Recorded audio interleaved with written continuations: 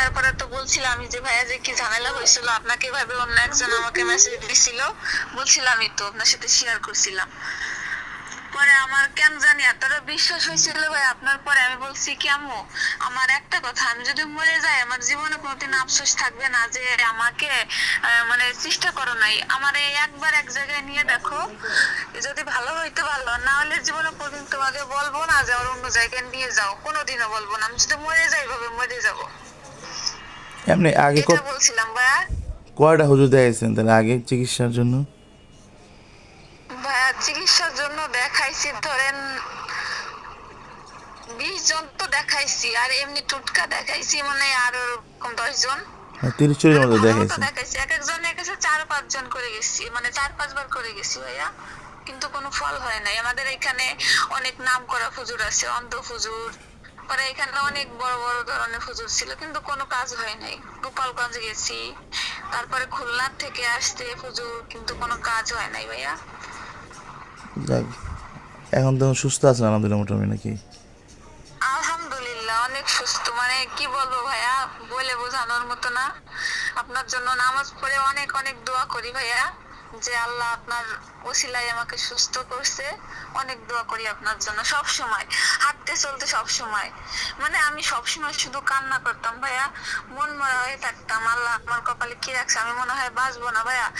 আর যে সময় ওরকম হতো, এত একটা বাজে গন্ধ আমার নাকে আসতো, মনে হতো কি গন্ধটাই মনে হতো যে আমার জীবন চলে যাচ্ছে, মানে আমার জায়গায় প্রস্রাব করে দেওয়ার মতো অবস্থা ছিল, বাথরুম প্রস্রাব এরকম। বুঝতে পারছি। আপনার শ্বশুর বাড়িতে কি বলছেন ওনারা, যে আর না করে দিচ্ছিলেন কিছু?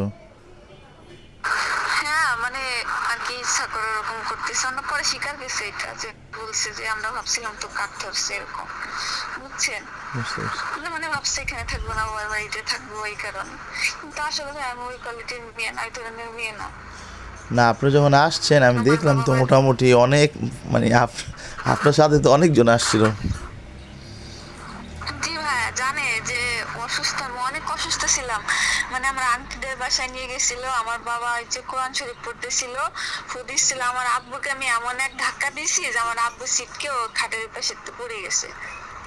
বুঝতে, আপনার হাজবেন্ড তো মনে হয় এই আর্মি জন্য অফিসার না? সাথে অনেক লোক আসছিল।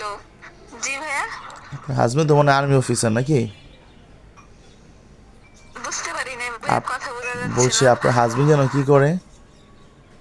আমার হাজবেন্ড আর্মিতে চাকরি করে ভাইয়া। বুঝতে পারছি। যে আসলে সুস্থতার মালিক হচ্ছে আল্লাহ তাআলা, এখানে আমার কোনো ক্রেডিট নেই। আল্লাহ তাআলাই সুস্থ করছে, বুঝতে হ্যাঁ সুস্থতার মালিক হচ্ছে আল্লাহ, কিন্তু ওসিলা তো আল্লাহ ধরাই দেয় ভাইয়া। বুঝতে পারছি। আচ্ছা ঠিক আছে, এখন আপনার মামিও সুস্থ তো, আমি একটু, আচ্ছা আমি দেখি, আমি তো একটু বেড়াতে আসছি, আচ্ছা দেখি কি করা ভাইয়া যায়। যত তাড়াতাড়ি সম্ভব ভাইয়া, মানে আমাকে সবাই ফোন দিয়ে পাগল বানাই দিচ্ছে। জানে তো যে সবাই জানে যে আমার অসুস্থ হওয়ার মানে সুস্থ হওয়ার কোনো কথাই না। আমার যে অবস্থা ছিল, মানে যে আমি কয়টা বছর ধরেন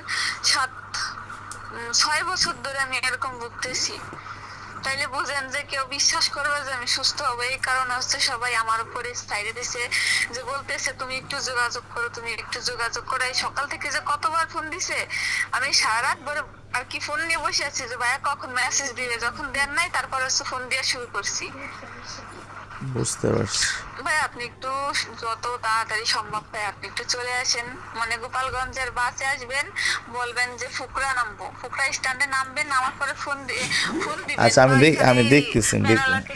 আমি আপনার জানাবো জি ইনশাল্লাহ, ভাইয়া। হ্যাঁ জানাবো ইনশাল্লাহ আমি আপনাকে। আচ্ছা, আচ্ছা ভাইয়া একটু জানায়েন ভাইয়া তাড়াতাড়ি। আচ্ছা জি, আসসালামু আলাইকুম।